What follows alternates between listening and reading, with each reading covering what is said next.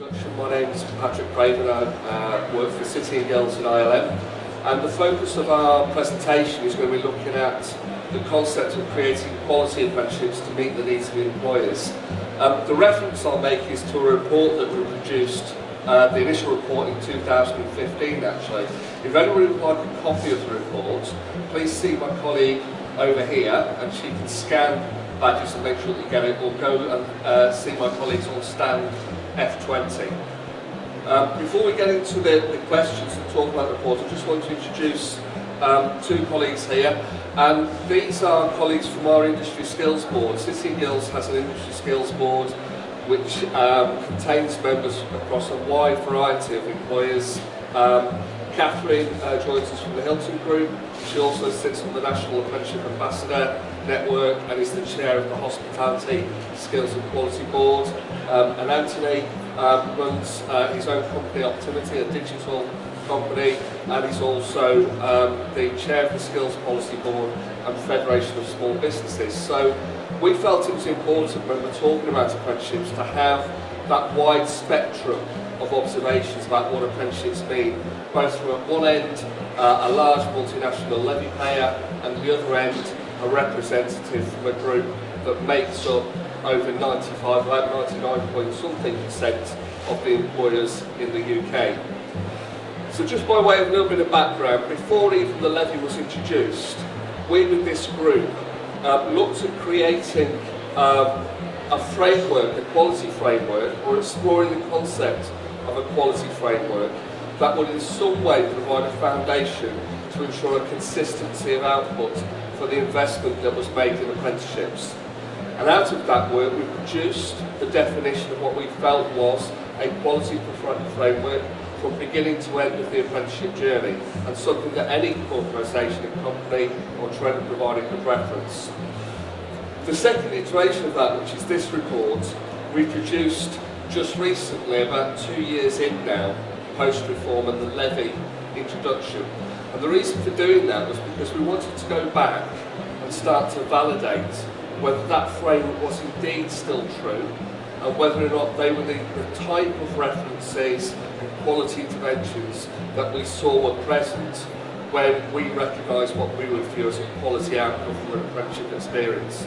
And I'm pleased to say that by and large what we found through what then was going back and having more in-depth conversations and discussions, producing a variety of case studies which again can be accessed through this, by and large that theme runs through and is true to most of the programmes that we've seen.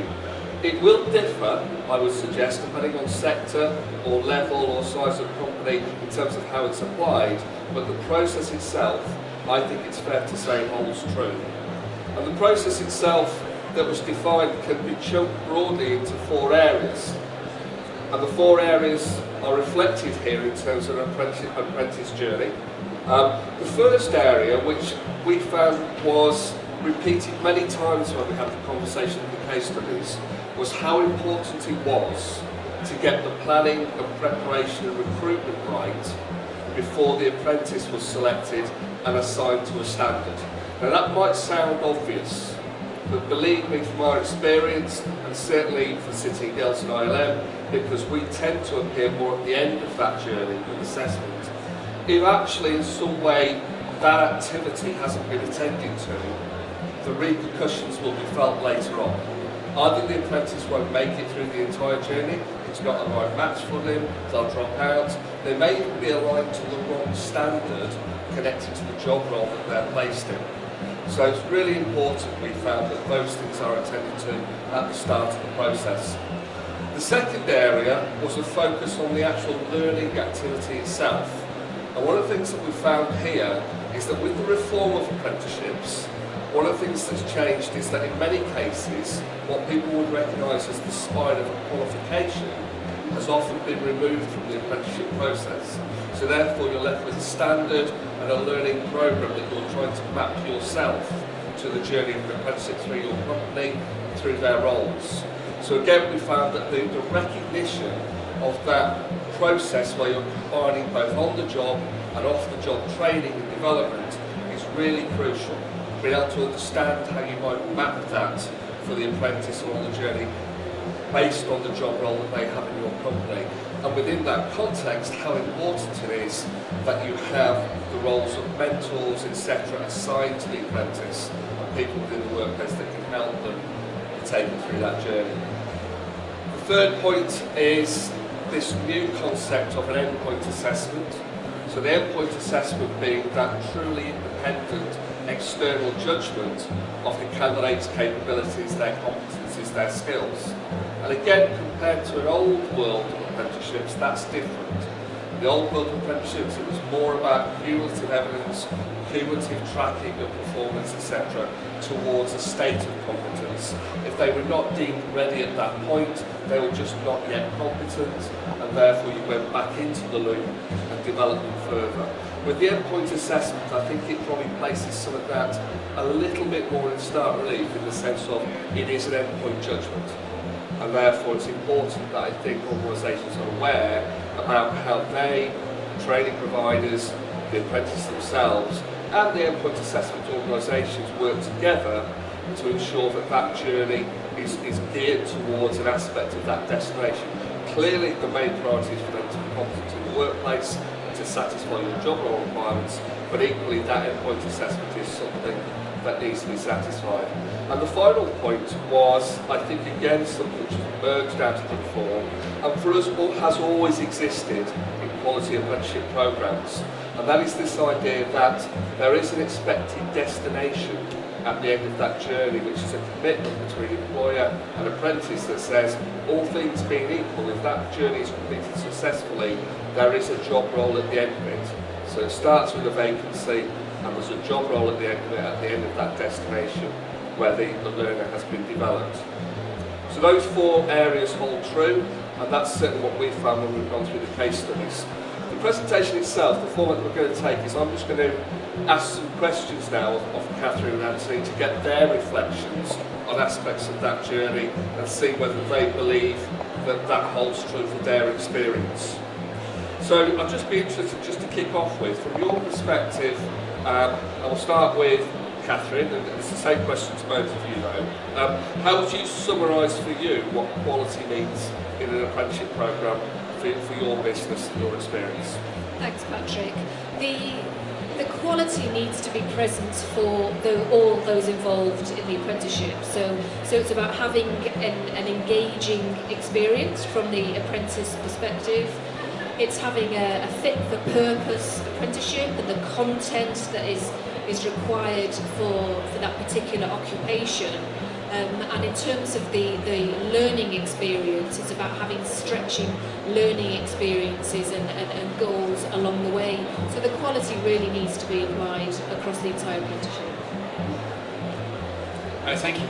I think this issue of quality is a real challenge for small organisations. As Patrick said, small businesses make up 99.4% of all businesses in the UK and account for 60% of all private sector employment in the country. So meeting the skills challenges, skills requirements of small businesses is really, really important. And I think apprenticeships have not necessarily delivered the quality that small businesses have needed over the last couple of years. I think small businesses' requirements are very, very similar to those of big businesses. You know, they need skills that respond to the requirements of their business, and so therefore they need the training to recognise what the business requirements are and what the business needs are, but they also need to recognise some of the huge commercial and economic challenges that small businesses are facing at the moment. We have a major skills crisis in this country, which is only going to get more difficult as we go through the current Brexit process. And we are also facing a point in the economy, the economic transformation, as every sector becomes disrupted by new technologies, artificial intelligence, machine learning, advanced robotics. All these technologies are going to impact every single one of the sectors of the economy. And businesses need the skills in order to be able to respond to that changing economic environment. And so having a quality system is really, really important, and unfortunately it's not quite there for small businesses at the moment. Okay, thank you, Anthony.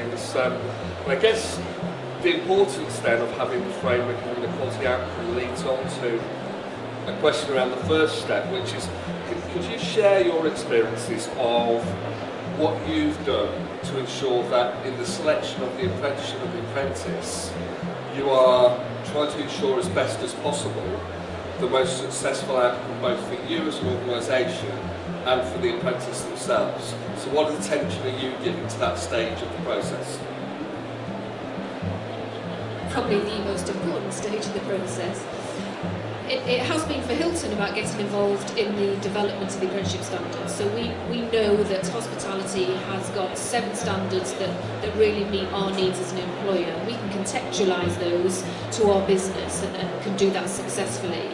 And the key is in terms of the apprentice is the understanding of what it is that they are getting into, what it is that they are embarking on in terms of an apprenticeship. And of course the obvious is the experience that they have initially within school, and I'm talking about school leaver age now initially, the experiences that they have within school and the amount of engagement that they have with different employers, so that actually that they're going into their first role having had some idea of what to expect. So it is aspirational based as opposed to taking a wild guess and thinking they like the sound of a certain occupation. So certainly giving the students the experiences and the engagement with employers is essential. And of course that exists in most high schools in who have developed the Gatsby benchmarks. Yesterday I had a conversation with a high school that don't do work experience, and I thought in this day and age that really isn't acceptable. So it's really about encouraging that work experience, and of course schools can only encourage the work experience if the opportunities are there from employers. So it's everybody's responsibility to provide those opportunities. And with wanting to go down a completely different route of discussion, of course having these opportunities of work experience around the T-levels is important as well. I think recruiting young people direct from school is one of the most difficult things to do, because so many young people go through the education process, whether it's going through the education process at school or going through the education process at university. I've said something left. We're not going to do that to anybody else. You can go if I'm not interested. It's really difficult to recruit people in schools. They just have very little business experience. And so actually what we've done very successfully is use team building exercises and mock interviews to interview potential candidates. Because actually when you tell somebody that they're in a mock interview, they relax a bit more, and so they're much more genuine in their answers, and it achieves that benefit of you being able to see the kind of candidate that you are going to put onto this apprenticeship training program. But that's not to say that there's not huge challenges with recruiting candidates for apprenticeship programs, particularly if you're a small business. I think if you're a small business, you don't have the benefit of a big brand that everybody can recognise, so very often that's a challenge. I think that since the apprenticeship reforms, many more companies are now looking to hire apprentices from school, which means that actually it's quite difficult for small businesses to compete in an increasingly competitive marketplace. And also there's just demographic changes. There are fewer 18-year-olds that are joining the workforce now, which is a trend that's going to continue until the mid-2020s. So it is difficult to hire young people in particular into apprenticeships. The stats, there's some research done by the Federation of Small Business called Fit for the Future, and that found that 1 in every 2 small businesses struggle to recruit people into their businesses, which actually is unchanged from a similar survey that happened before the reforms. So this challenge that small businesses are having with recruiting young people has been there for many years and certainly predates the apprenticeship reforms. Thank you. And I would, one of the points I'd echo there, actually, which was touched on by Catherine, is that for those of you who represent, you all represent to a certain extent sectors and large companies, please do reach out to Leadership for Apprenticeships or your local sector to get engaged in developing standards and helping define assessment plans, etc. Because if what you're finding is what's on offer is not for you, it's entirely within your gift to change that and to reach out and to get engaged, just as organisations have done here, to make sure that happens. So I guess on the next step, in terms of thinking about the programme itself, I'm interested to hear your experience of to what extent do you feel that you've been able to engage and change and influence the training and learning experience that's offered to apprentices, and maybe also some reflections on the 20% off the job and on the job activity and how that works out for you. Ironically, within Hilton, we had a very successful apprenticeship academy pre-reforms, and that provided a real quality and engaging experience for our apprenticeships, and was very successful. And one of the reasons that we really wanted to get involved is so that we could really maintain that level and that experience for our apprentices, and also, of course, in relation to the massive skills gap that we faced and will face within the future. So that's why it was so important to us. And the involvement that we had was really down to the nitty-gritty in terms of what the apprenticeship standards look like, and also involving other employers, including small businesses, so that actually what we were putting in an apprenticeship standard could be contextualised to an organisation who employed 49 people or an organisation who employed 49,000 people. So that was really, really important to do that. In terms of the 20% off the job, and the off the job element of the apprenticeship was a conversation that was constantly had in terms of developing the standards, in terms of, okay, what part of the standard could be delivered by the 20% off the job. So those conversations happened through standard development all the time. So we knew that we were providing that opportunity to engage 20% of the learning off the job. So that was a strategic part of the process in developing the standards. I just want to pick up on that point about the importance of employers being involved in developing standards. As a piece of government policy, I think it's a really exciting piece of government policy. It basically says that if you as an employer can get together with just nine other employers, you can write your own qualification for an apprenticeship, and you only have to write 2 sides of A4. And I hate writing, so that's really good for me. But that's really, in terms of the skills that we need for the economy and the kind of expert skills that are really, really important, that kind of agile qualification development, I think is really, really important. And I think it's crucial that employers get involved in developing apprenticeship standards. At the moment, I think we have something like 400 apprenticeship standards that have been approved. But I read somewhere earlier this week that there could be as many as 1,600 standards in the next 24 months. So there is huge scope to develop those standards and that skill sets that so many businesses need. I speak to businesses all the time, and they all report that they have roles that are unfilled because they cannot find the skills that they need. So I think employer involvement with apprenticeship standards is very important. It was difficult. It was quite a painful process. It did take over 12 months for some standards to get developed. That process has now been overhauled. There's now the Institute of Apprenticeships has now got a fast-track process, so that if you are an employer, you can get involved, and that promise of an agile approach to developing an apprenticeship qualification is there, and the process is there to be able to fulfill it. So I think that's the first thing. I think the ability to engage and influence training, I think that's still very much work in progress.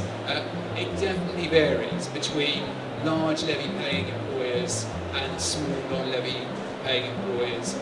It's very, very difficult for smaller businesses to influence their training provider to deliver particular qualifications. But I was reassured yesterday. I was at a discussion of employers yesterday. There were some large employers in the room, and some of the biggest employers said that they also had difficulties getting training providers to respond to their particular business needs. So I think there is definitely it is far from perfect at the moment. Lots of scope for improvement, but much better than it has been before. And I think that is in recognition of creating the levy and giving employers the ability to control how that money is spent, because the employers are now beginning to be discerning consumers of training services. You know, they are going to their training providers and they are demanding much higher quality from their training providers. And I think that's a really positive thing.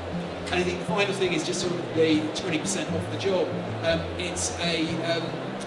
Lots of people find it a bit of a challenge. Again, in the research the FSB did, it was the third biggest challenge that small businesses had in recruiting apprentices.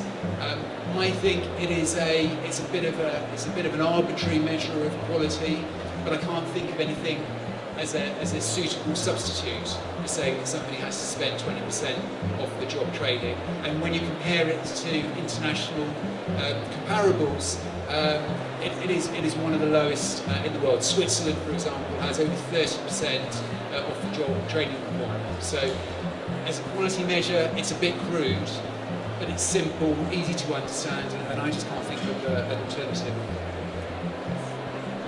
Thank you. I just wanted to go back to the point in terms of the employer engagement, in terms of the process for developing standards, because yes, we've got 400 already, but we are way off the place that we need to be in terms of the fit for purpose of all those standards. We're now getting to a point where those standards are being reviewed, and unless the employers are there reviewing the standards and determining whether they meet their needs within their business, then my fear is that the employers are going to lose the ownership of that process.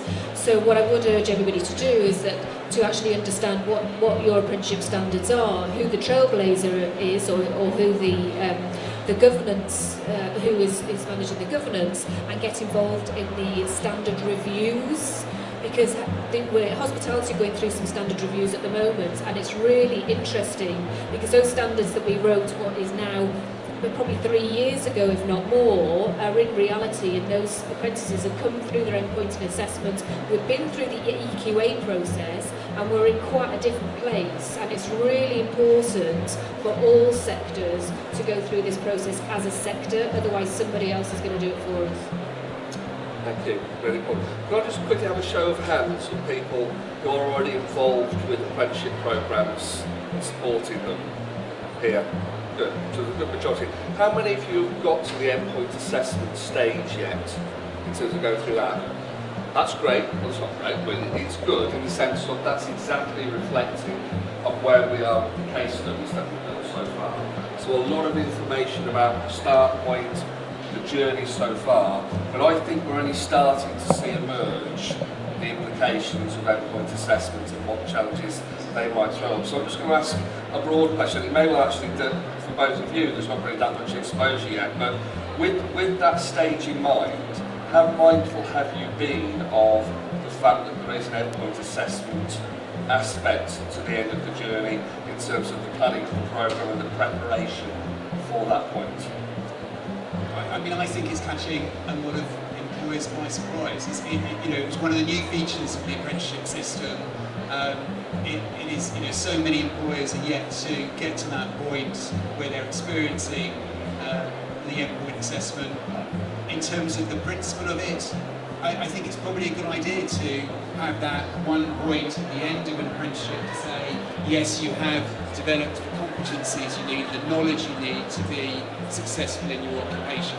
So I think it's a good measure of quality, but in terms of practical experience, I think very few employers have actually got to that point yet.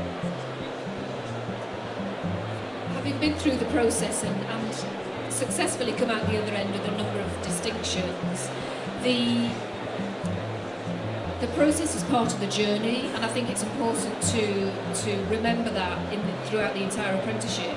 So it's it's part of the journey in terms of, yes, there will be an endpoint assessment, but let's not leave it until the end, until we have the endpoint assessment.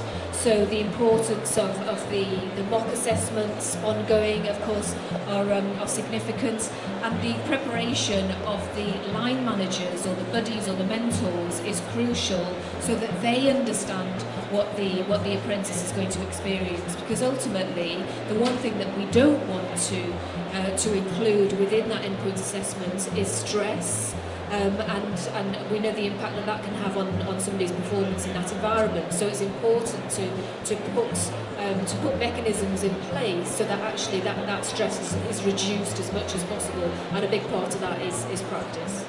Practice and preparation. And I think it's there's a very famous academic vocational assessment. It's by Professor Stephen Heppel, who once made the observation: if you can't avoid teaching to the test, train to the test, at least make the test worth teaching to. Yeah, and I think that's an important aspect as well about getting involved in standards creation, because at the same time you will get involved in assessment plan creation. So make sure that the assessment plans are appropriate, are valid to what it is that we're trying to judge. And I think then also you have a fighting chance of making sure it's the right match for what you're trying to judge within the learners. So I'm just going to finish off, I guess, with just a final couple of observations about, if this is where we are now, if we were to roll forward another 2 years, what would you see potentially changing around the apprenticeship programmes in the future, and what do you think are the highest priority areas that could or should be addressed?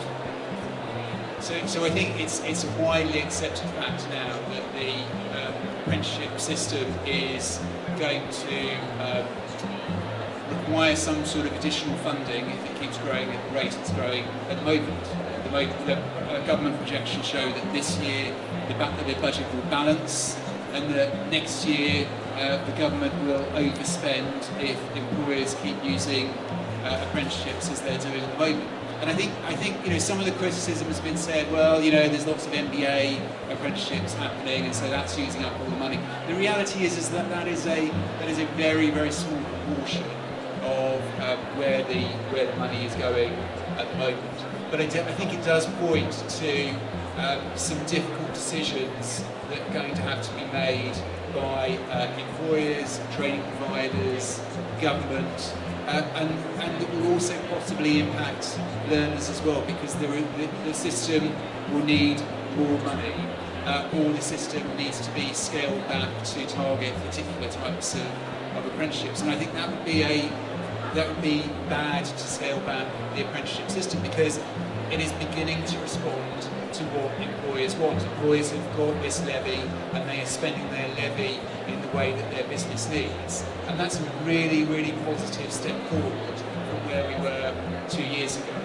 So there are some difficult times ahead, and I think that 2 years' time, I hope we will have an apprenticeship system that is even bigger than the one that we have at the moment, that continues to deliver the skills that businesses need, even if those skills are management apprenticeships and MBA programs. After all, there is lots and lots of research that shows that the UK's poor levels of productivity are rooted in poor levels of management. So investing apprenticeship money in management has got to be good if we want to address the productivity issues within the UK. So I'm hoping that the apprenticeship system will be bigger. I certainly don't want to see radical changes in the apprenticeship system. I think we've got very, very good foundations on which we can build the kind of skill system that businesses desperately need if they're going to be able to respond to the challenges that they face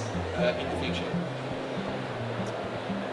For me, it's about future-proofing in relation to the skills need for the future, and from an apprenticeship perspective, that's the entire journey from who is involved in developing the standards and what's included in the standards, how the standards are reviewed, what the governance is around the standards, what does the external quality assurance look like, what is the full cycle of an apprenticeship, and that we are covering every stage of that, and most importantly that it's the employers who are responding to the changes in apprenticeships and the findings and the feedback that come out of the apprenticeships they've delivered. That's great, and I think it's fair to say, from my perspective as well, both from the City Girls ILM perspective, but also as a parent, that in a short space of time, I've seen a changing dynamic and rhetoric around apprenticeships, which was always going to be one of the biggest challenges for us. I think there was always the danger that apprenticeships were for somebody else's children and not for our own children. And I think I've seen that change in the last couple of years. I've seen evidence emerge that this is a credible choice, an incredible alternative for people to be considering, both as young people and as employers thinking about their recruitment and their workforce development programs. It is a credible opportunity to identify a really strong work-based learning route into employment and development once in employment. So it's here to stay, and I think the opportunity is for us all to grasp that and help refine it further. Hopefully you've got here a bit of a framework that allows you some benchmark to attend to and think about where you can improve your own systems. Can we end please by just showing a round of applause for some appreciation for Anthony and Catherine as well. We are around on the stand as well at 20. If people want to come and ask us a few more questions about the report and work that we're doing. Thank you for your time and for listening.